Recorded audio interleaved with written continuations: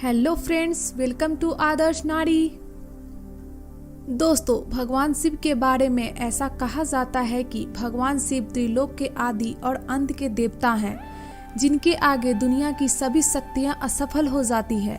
लेकिन क्या आपको मालूम है कि भगवान शिव का जन्म कैसे हुआ था, उनके माता कौन थी और उनके पिता का क्या नाम था, उन्होंने किससे अपनी शिक्षा प्राप्त की थी और किस किस को शिक्षा का दान दिया था?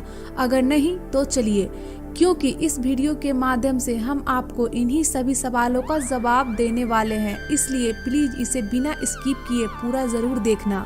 दोस्तों, आज सबसे पहले भगवान शिव के जन्म से जुड़ी पहली कहानी यानी शिव पुराण की एक लोकप्रिय कथा के बारे में बताने वाले हैं।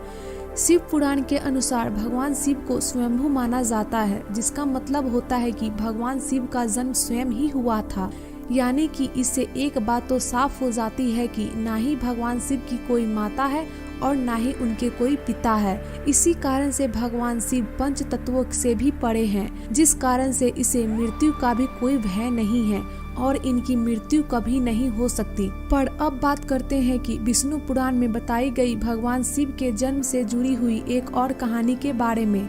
विष्णु पुराण में बताया गया है कि भगवान विष्णु के माथे से निकलने वाले तेज के कारण भगवान शिव की उत्पत्ति हुई थी और उनके नाभि से निकलने वाली तेज से कमल पर विराजमान ब्रह्मा जी का जन्म हुआ था। मगर दूसरी है भगवान विष्णु के जन्म के बारे में। शिव पुराण में बताया गया है कि एक बार की बात है, जब भगवान शिव अपने घुटने मल रहे थे, तब उनके घुटने से निकलने वाली मैल से भगवान श्री विष्णु जी का जन्म हुआ था। पर अगर ऐसा हुआ था तो विष्णु पुराण और शिव पुराण एक दूसरे से बिल्कुल अलग है। इस कथा के अलावा भगवान शिव की जन्म की एक और पौराणिक कथा काफी ज्यादा पॉपुलर है, जिसके बारे में आप शायद बड़े बुजुर्ग से सुना होगा। पर अगर नहीं सुना तो आपकी जानकारी के लिए बता दे कि एक बार की बात है, जब भगवान विष्णु और ब्रह्मा जी के बीच एक बात पर बहस छिड़ गई थी कि आखिर इस संसार में सबसे महान कौन है।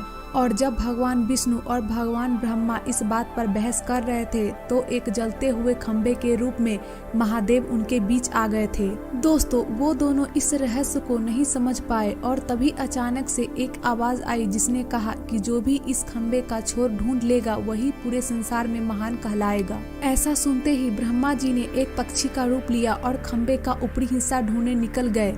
वहीं विष्णु जी ने बराह का रूप धारण किया और खंबे का अंत ढूंढने निकल गए। बहुत देर तक ढूंढने के बाद दोनों में से किसी को भी खंबे का छोर नहीं मिला और दोनों हार मानकर वापस आ गए।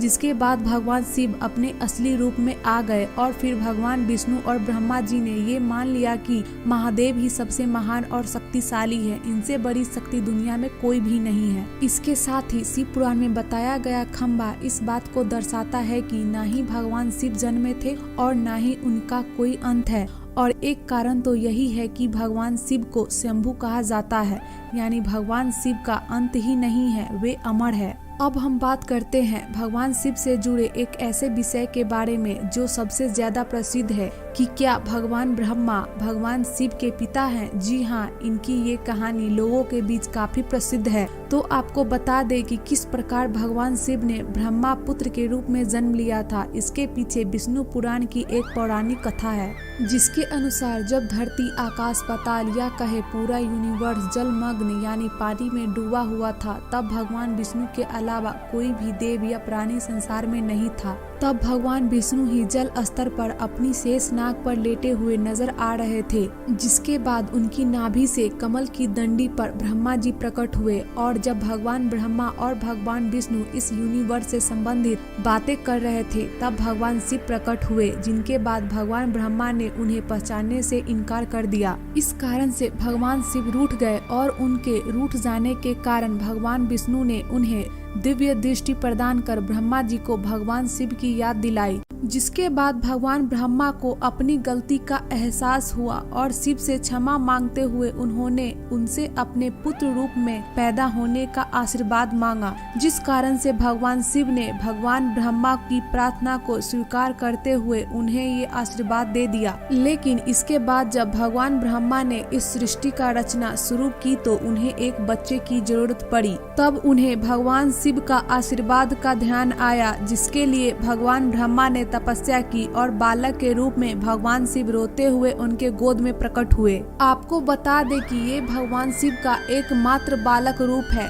जब भगवान ब्रह्मा ने उनसे रोने का कारण पूछा तो उन्होंने बताया कि उनका कोई नाम नहीं है। तब भगवान ब्रह्मा ने भगवान शिव का नाम रुद्र रख दिया, जिसका मतलब होता है रोने वाला। पर इसके बावजूद भी भगवान शिव चुप नहीं हुए, इसलिए भगवान ब्रह्मा ने उनका दूसरा नाम दिया। पर शिव को वो नाम भी पसंद नहीं आया और फिर भी वे चुप नहीं हुए। इस तरह उन्हें चुप कराने के लिए भगवान ब्रह्मा ने भगवान शिव को 108 नाम दिए थे, जो रुद्र, सर्व, भाव, उग्र, भीम, पशुपति, ईशान और महादेव जैसे नाम थे। और शिव पुराण के अनुसार उनके ये नाम पृथ्वी पर लिखे गए थे। इसके बाद बात आती है श्रीमद् देवी महापुराण की। तो श्रीमद् देवी महापुराण में भगवान शिव की माता और पिता के बारे में बताया गया है। श्रीमद् देवी महापुराण के अनुसार देखा जाए तो एक बार भगवान नारद जी ने अपने पिता ब्रह्मा जी से पूछा कि सृष्टि का निर्माण किसने किया है, साथ ही भगवान विष्णु, भगवान शिव और आपके माता पिता कौन है। तब ब्रह्मा जी ने भगवान नारद को त्रिदेवों के जन्म के बारे में बताया। जो बताया वो वाकई चौंका देने वाली बात थी। दरअसल उन्होंने कहा कि देवी दुर्गा और शिव स्वरूप ब्रह्मा के योग से ब्रह्मा, विष्णु और महेश का जन्म हुआ था। यानी प्रकृति का रूप लिए माँ दुर्गा ही हम तीनों के माता है और ब्रह्मा यानी काल दशा शिव हमारे पिता हैं। इसके साथ ही श्रीमद् देवी महापुराण में भी भगवान विष्णु और भगवान ब्रह्मा के बीच हुए झगड़े की एक कहानी मिलती है, जिसके अनुसार एक बार श्री ब्रह्मा जी और विष्णु जी में झगड़ा हुआ और दोनों में बहस छिड़ी हुई थी। तब भगवान ब्रह्मा ने कहा कि सृष्टि को मैंने बनाया है और मैं ही प्रजापिता हूँ, जिसके जवाब में भगवान विष्णु जी ने कहा कि मैं आपका पिता हूँ, क्योंकि आप मेरे नाभि से निकले कमल से पैदा हुए हैं। और धीरे धीरे कर बहस बढ़ती गई। तभी इन दोनों का झगड़ा सुनकर सदाशिव पहुँचे और उन्होंने कहा कि पुत्रों, मैंने ही तुमको इस संसार को बनाने और इसे संभालने केवल 2 काम दिए हैं। इसी प्रकार मैंने शंकर और रुद्र को संहार और तिरोगति के कार्य दिए हैं। इसके साथ ही उन्होंने कहा कि मेरे 5 मुख है। एक मुख से आकार, दूसरे मुख से उकार, तीसरे मुख से मुकार, चौथे मुख से बिंदु और 5वें मुख से नाद यानी कि शब्द प्रकट हुए हैं। इन्हीं 5 को एक साथ मिलाकर देखा जाए तो एक अक्षर ओम बनता है, जिसे आज हम सभी मूल मंत्र के बारे में जानते हैं। इतना कहने के बाद भगवान ब्रह्मा और विष्णु दोनों ही समझ गए कि भगवान शिव से ज्यादा शक्तिशाली इस दुनिया में कोई नहीं है और दोनों ने भगवान शिव को प्रणाम किया और चले गए। चलिए दोस्तों, आप जब भगवान शिव के बारे में इतना जान ही चुके हैं तो क्या आपको पता है कि भगवान शिव ने किससे शिक्षा प्राप्त की थी और इनके गुरु कौन थे?